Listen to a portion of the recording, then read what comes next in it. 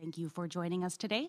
A reminder to media on the line, please press *1 to enter the queue. You will be limited to one question and one follow-up. With that, I'll hand it over to Minister of Public Safety and Solicitor General Mike Farnworth. Thank you and good morning. I want to acknowledge that I'm speaking to you from the territory of the Lekwungen-speaking peoples, the Songhees and Esquimalt First Nations. I'm also joined virtually for this announcement by Nicholas Jimenez, the President and CEO of ICBC.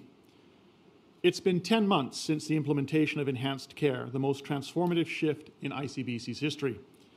In its first 8 months, Enhanced Care saved full coverage customers an average of $490, or about 28%, when renewing their policies for the first time under the new Enhanced Care model.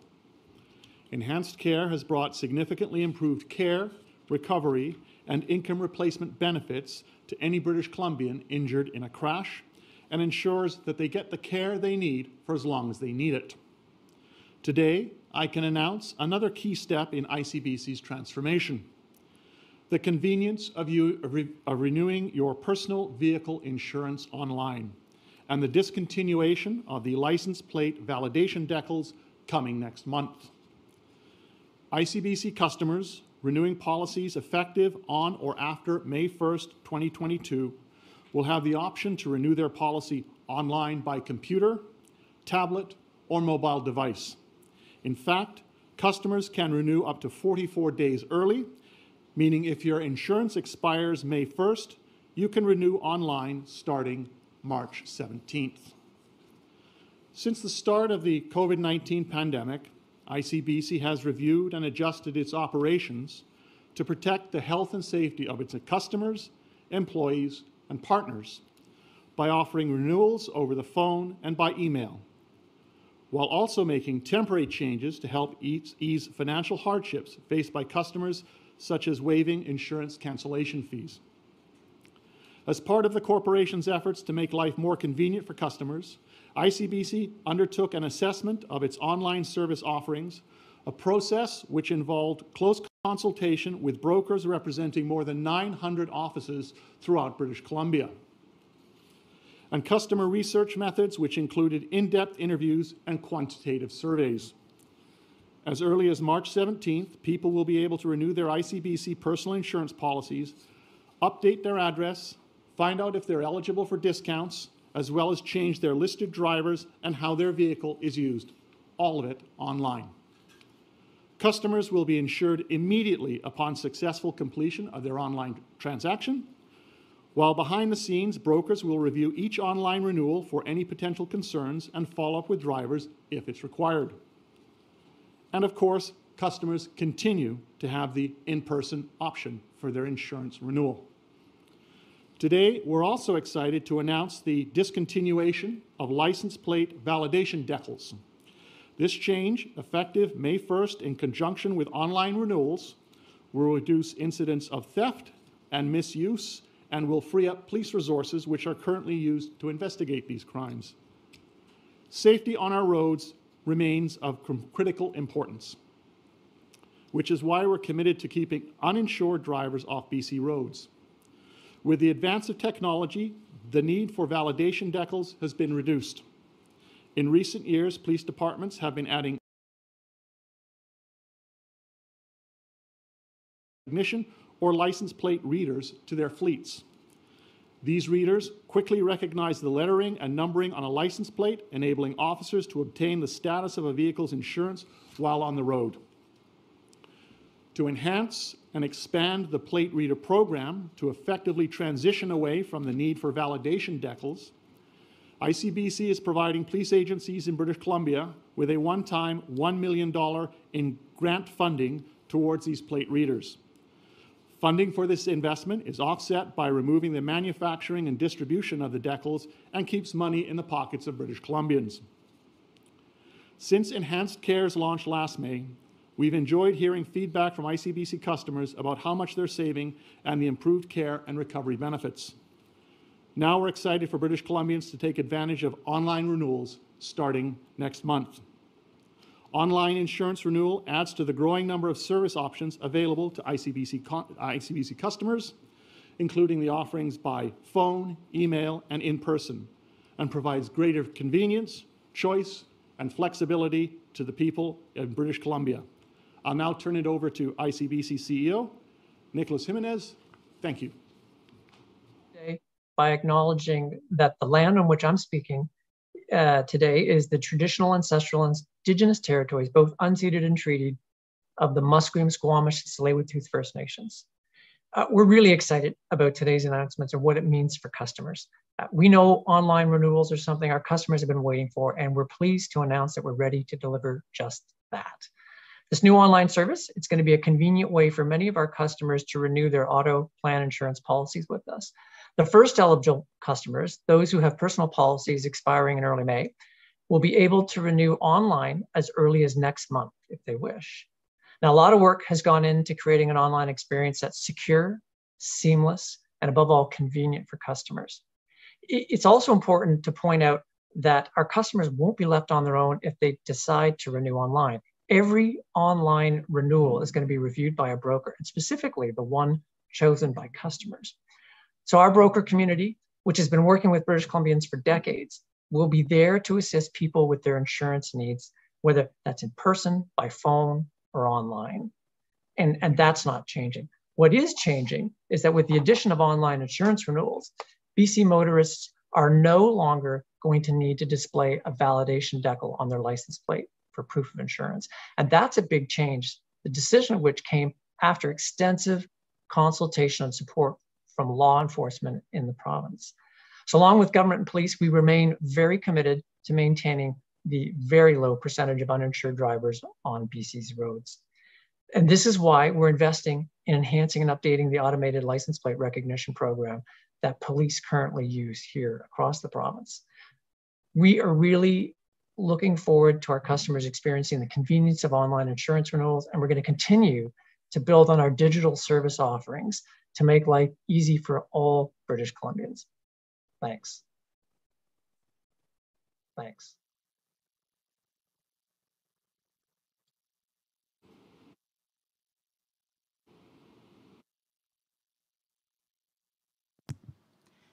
We'll now take questions. A reminder to reporters on the line, please press *1 to enter the queue, or you will be limited to one question and one follow-up.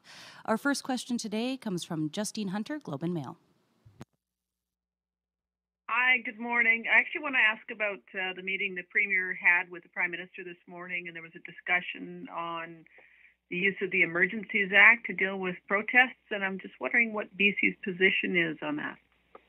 The Premier met with other premiers with the Prime Minister this morning. The Prime Minister has indicated that he will be making a statement, will be out on an announcement at 1:30 this afternoon, our time.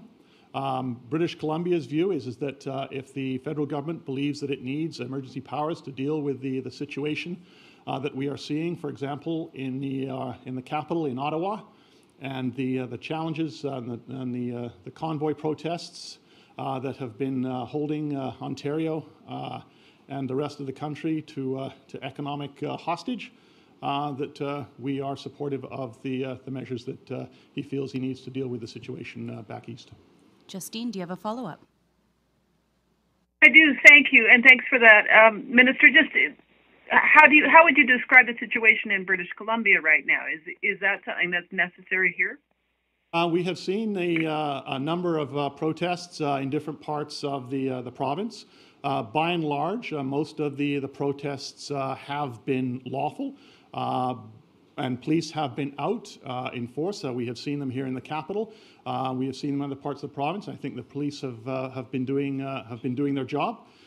And of course, we've also made it clear, because I'm in touch with the police in terms of what is happening, that if there are additional resources or authorities required, we would absolutely consider them. Next question, Penny Daflos, CTV.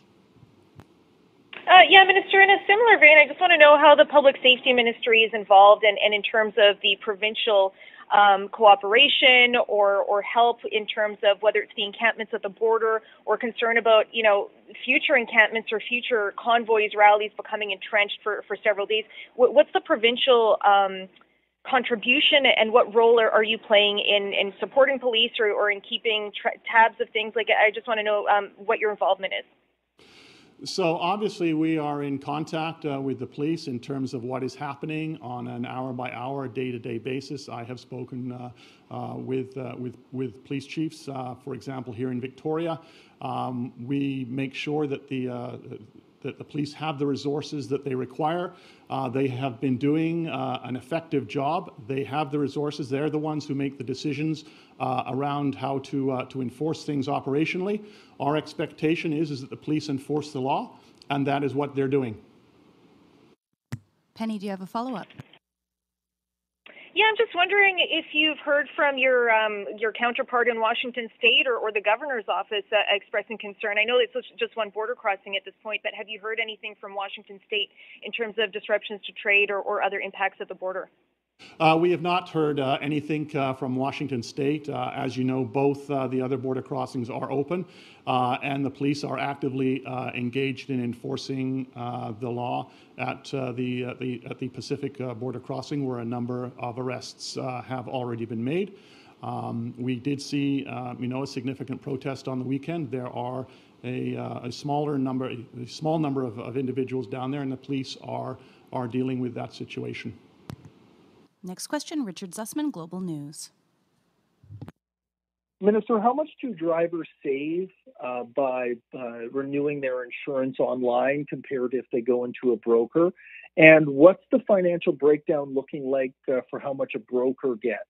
Do they get the same amount of money for a transaction if someone renews their insurance in a brokerage compared to if they do it online? I'll turn to Nicholas in a moment for the broker question. But in terms of money being saved, people are already saving money through enhanced care. As I said earlier, they're saving about $490 on average, a 28% reduction. So you're not going to be saving a significant amount by going online as opposed to going in person. It is all about convenience. And over the past 18 months, we've also seen ICBC return rebates to customers.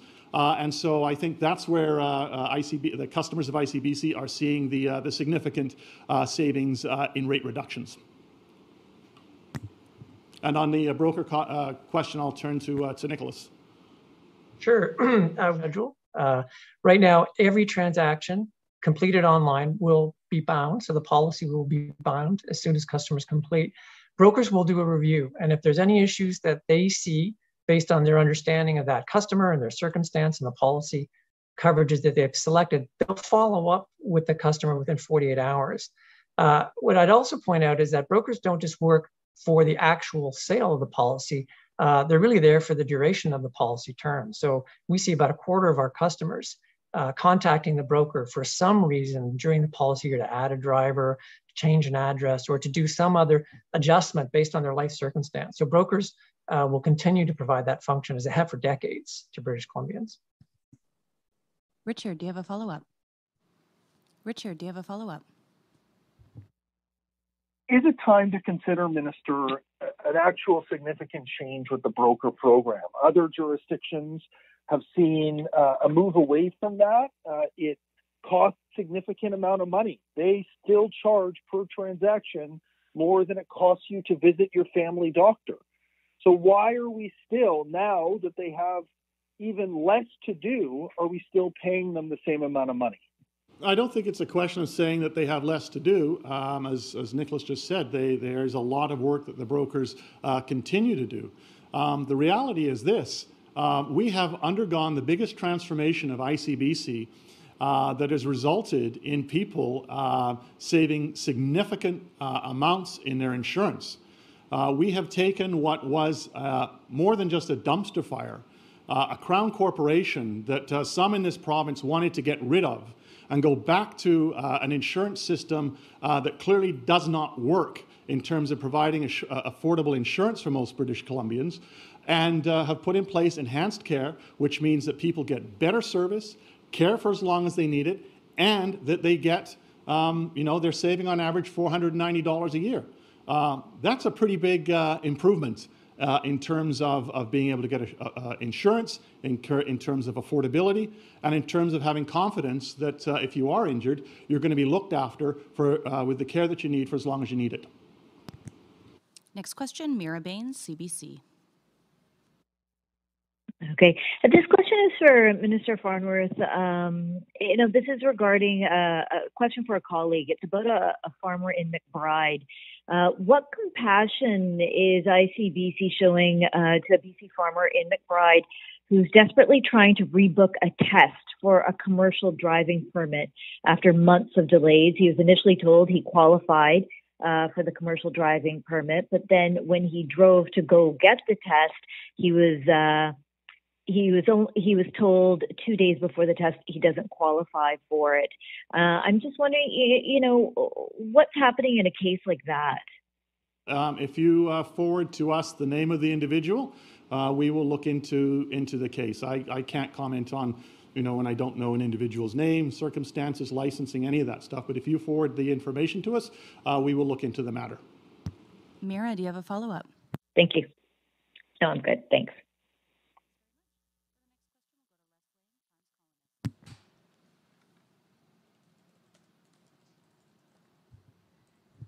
For the next question, we go to Les Lane, Times columnist. Les? Oh, thanks. Minister, we're expecting announcements on the changes in the various mandates this week. Do you think the level of unrest here and elsewhere across the country is going to impact the government of BC's decision on what to do with health mandates related to the pandemic? No. Decisions around the health mandates and how things are lifted and changed are made on the basis of science, not on the basis of mob rule. Les, do you have a follow-up? I was also wondering if convoys involving large commercial vehicles who run afoul of whatever traffic laws or police orders or whatnot. Does ICBC, do you expect ICBC could play a role when it comes to future license renewals, or are there clauses in the policies where that might end up costing protesters money on their renewals? What I can tell you is that by and large, most of the protests that we have seen have been lawful. They've been noisy, but they've been lawful. At the same time, police have had a very strong presence, and one only has to look here in Victoria to not only to monitor but to enforce rules and when necessary, do enforcement. That can be in the form of tickets. It may well also be in the form of traffic violations. And over the past couple of weeks, I have seen Victoria Police doing just that, for example. Those tickets go through the normal processing and the fines. Along with that, there may also be events or situations where the police are following up through an investigation that may result in potential charges or other penalties taking place. And that's their job, and that's what they've been doing. And so, it could potentially involve ICBC, but that would be part of any police investigation that's happening. Next question, Lisa Yusta, City News. Just one quick follow-up there, Minister. So could ICBC, though, remove the license of truckers who have, or people who are participating illegally in illegal protests? There's always the potential for, if a vehicle is being used for an illegal activity, for insurance to be canceled or other penalties to apply. And that's where the police come in terms of, the investigation that they're doing and the charges that may potentially flow from that investigation. Lisa, any follow-up? Nope, that's good, thanks. Thank you very much. We have time for one more question today. We'll go to Mary Brooke, Island Social Trends. Hi, thanks for taking my questions. A couple of ICBC specific things. What was the manufacturing cost for the decals that is now being saved by making this change? I believe it was 2.3 million, but I will confirm that with Nicholas. So let's go with 2.3, and I can follow up directly with the reporter with this specific number. Thank you very much. Mary, do you have Thank you very much. Mary, do you have a follow-up? Yes, thanks. So were there any focus groups done or any test runs with the new online renewal of insurance? Where I'm going with that is if somebody is eligible for a range of discounts, but they maybe can't find them in the online interface, they might miss out on those. And I hear you've got brokers that'll review that, but maybe it's a situation that can't be determined by an incomplete or incorrect application. So I'm just wondering what how much research you did on that and what the safeguards are. Okay, no, there was considerable focus group testing and consultation testing done on the implementation of online renewal. At the same time, we also know and have looked at how it has worked in the other provinces, 5 other provinces that have done away with the DECL, for example. And that in Saskatchewan and Manitoba, it works. It's also one of the reasons why the brokers will continue to review renewals when they're made. So if they do spot something, they're able to do a follow-up. Thank you very much, everybody. That concludes today's availability.